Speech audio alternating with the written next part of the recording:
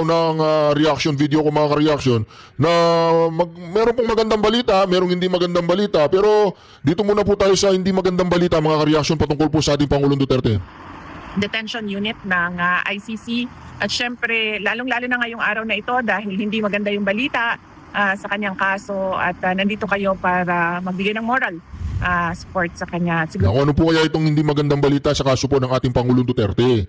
Mga ka-reaction, nagbubunyi po ngayon ng mga CPP, nagbubunyi ang mga bayad black, nagbubunyi ang mga drugista, mga alam nyo na, mga drug, alam nyo na. Tsaka, ito mga ka-reaction talagang ako nalulungkot. Pero parang napapatanong po ako mga ka-reaction patungkol dito kay Atty. Kopman. Ano kaya mga ka-reaction na nangyayari dito sa attorney na to? Binabayaran ito ng mga Duterte pero wala yata siyang alam gawin dito sa dahig. Kailangan na yata palitan to. Ako na lang kayang papalit. No? Pakinggan po natin ang buong interview ni BP Sara ha? At mag-comment po kayo sa comment section. Kinakailangan namang palitan itong si Kopman? Wala, kasi mga ka-reaction, naging lawyer daw yan ni Imelda Marcos eh. Naging lawyer daw yan ng mga Marcoses eh. Kaya ngayon mga ka-reaction, nagtataka ako at napapaisip na baka kasabot itong si Atty. Kopman mga ka-reaction. Ito pakinggan po natin mga ka-reaction ng buong interview. Good afternoon, Vice President Inday Sara Duterte. Naku po. Okay, ma'am. magandang hapon sa At maya-maya po ha, pakikinggan din natin si Auntie Claire, si Atty. Conti ang utak. Siyempre, kailangan natin pakinggan lahat yan para makuha natin yung ano ang nangyayari dyan sa dahig. Ito po. yung lahat, mga kababayan ko dito sa Duterte Street. Sa Naku. okay ako today and madami kami napag-usapan. Ni dating Pangulong Rodrigo Duterte sa Yun. pagbisita ko ngayon at nagkita din kami ng kanyang abogado doon Naku. sa loob. Pero maikli lang yung oras. Pero bukas at sa susunod na mga araw ay meron kaming mga meeting. Ako pala, meron ako mga meeting na kasama kanya. Naku po. Ma'am, kamusta po si dating Pangulo today? Yun. Okay siya today. Nag-snacks kami habang nagkukwentuhan. Napag-usapan niyo ba, ma'am, yung desisyon ng ICC Pretrial Chamber 1? Hindi. Kasi bawal sa akin ang mag-discuss sa kanya tungkol sa kaso niya. Ang pinag-usapan namin ay yung mga aksidente sa dagat. Sa loob ng 2 linggo, nakatatlong aksidente na sa dagat. Naku po. At, Si Tariela. malungkot na marami ang mga namatay at marami pa ang hinahanap.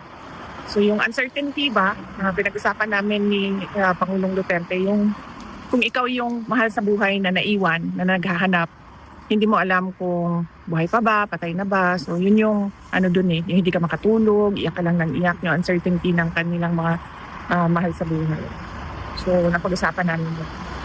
VP Inday, what is your reaction doon sa nakakabahala na development na ambush attempt sa kay Mayor Ampatuan na ginamitan pa talaga, ma'am, ng RPG launcher? I strongly condemn these acts, especially that I come from Mindanao, dahil yung mga ganito na mga pangyayari nagpapakita ng degradation ng peace and order. Hindi siya napapansin ko sa mga otoridad, parang life goes on, normal lang na meron kang nakikitang RPG sa gitna ng daan, in broad daylight.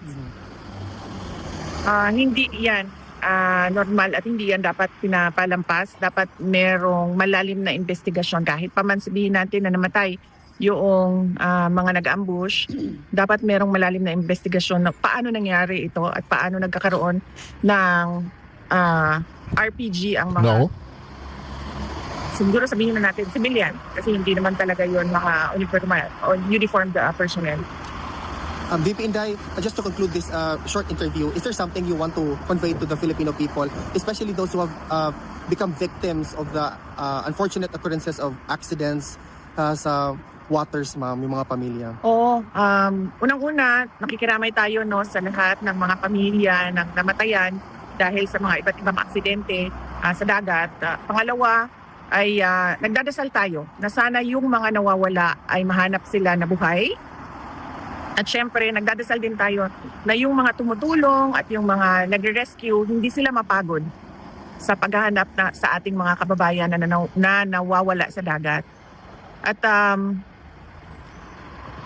paalala lang sa lahat ng mga kababayan natin dahil ang Pilipinas ay isang archipelago.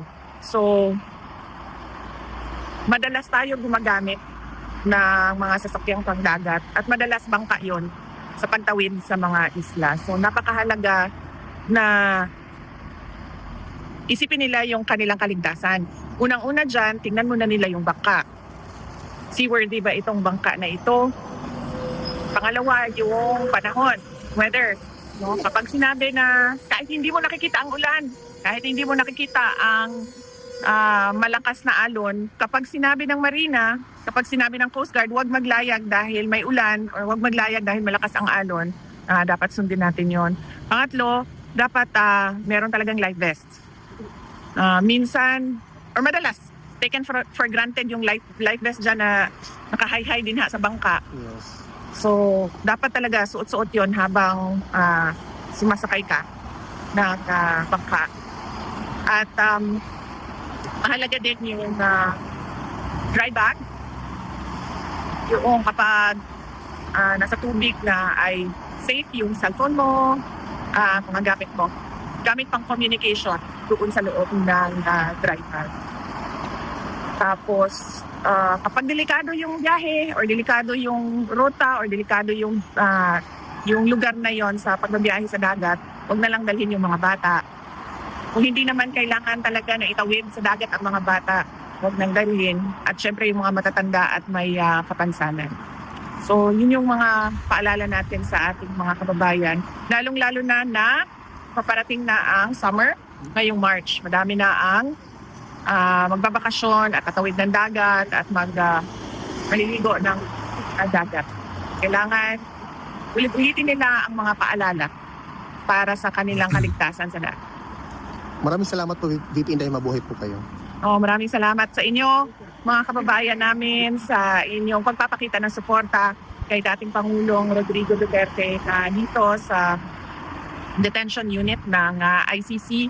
At syempre, lalong-lalo na ngayong araw na ito dahil hindi maganda yung balita sa kanyang kaso at nandito kayo para magbigay ng moral support sa kanya. At sigurado ako na may kwento yon ng abogado niya na pumasok ngayon doon si Atty.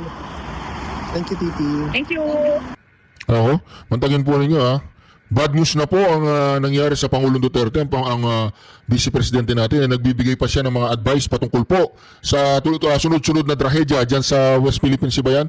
Di ba? Kaya itong si Tariola, dapat yun ang asikasuhin niya kung anong katarantaduan ng ginagawa ng taong to eh. The internet. Naku po.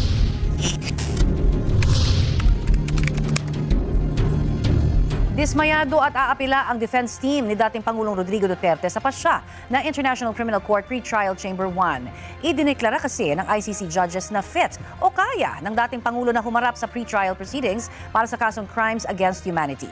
Balitang hatid ni Salima Refran.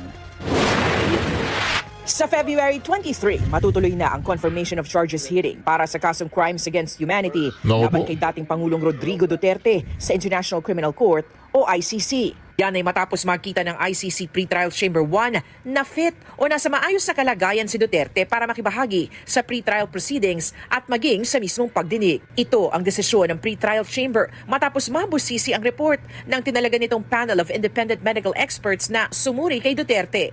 Matatanda ang pinagpaliban ng confirmation of charges hearing na dapat sana ay noong Setyembre ng nakaraang taon dahil sabi ng kampo ni Duterte ay hindi siya fit to stand trial.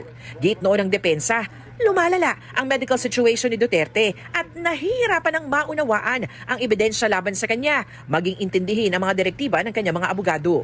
Sa 25 pahinang desisyon ng Pre-Trial Chamber 1, nakitang epektibong naipatutupad ni Duterte ang kanyang mga procedural rights at makakabahagi sa pre-trial proceedings. Sinuri si Duterte ng isang forensic psychiatrist, isang neuropsychologist at isang neurologist. Naniniwala ang panel na may mental capacities ang dating Pangulo na maunawaan ang hinaharap ng mga kaso at ebidensya, pati na rin ang magiging proseso at posibleng kahinatnan ng pre-trial proceedings. Sabi ng Pre-Trial Chamber 1 na sa legal na mga prinsipyo, hindi naman daw kinakailangang nasa highest level ang kahit na sinong suspect. Maaabot raw ang requirement basta't nariyan daw ang mga kapasidad at tinitingnan ito sa pangkalahatan at sa makatwirang paraan at may gabay ng kanyang mga abogado. Maglalabas naman ang Pre-Trial Chamber 1 ng schedule at direktiba para sa pagdinig. Samantala, mananatiling nakakulong si Duterte sa ICC Detention Center matapos ang periodic review ng pagkakakulong nito. Wala raw nakitang bago o nabago sa katayuan ni Duterte para hindi na kailanganin ng pagkakapiit. Ang report naman sa kalusugan ng dating Pangulo, hindi raw sapat para baliktarin ang naunang desisyon ng ICC na ibasura ang hiling na interim release. Nahaharap si Duterte sa crimes against humanity, bunsod ng kanyang madugong kampanya kontra droga. Dismayado naman ang kampo ni Duterte sa desisyon ng ICC Pre-Trial Chamber 1. Ayon sa abogado niyang si Attorney Nicholas Kaufman, hindi sila pinayaga ng ICC judges na magpresenta ng mga obserbasyon ng medical experts na kinuha ng defense team para suriin ang kalagayan ng dating presidente. Iaapela raw nila ang pasya ng Pre-Trial Chamber 1 at igigiit na hindi nabigyan ng due process ang dating Pangulo. Sanima Rafa. Nako, ang usapan po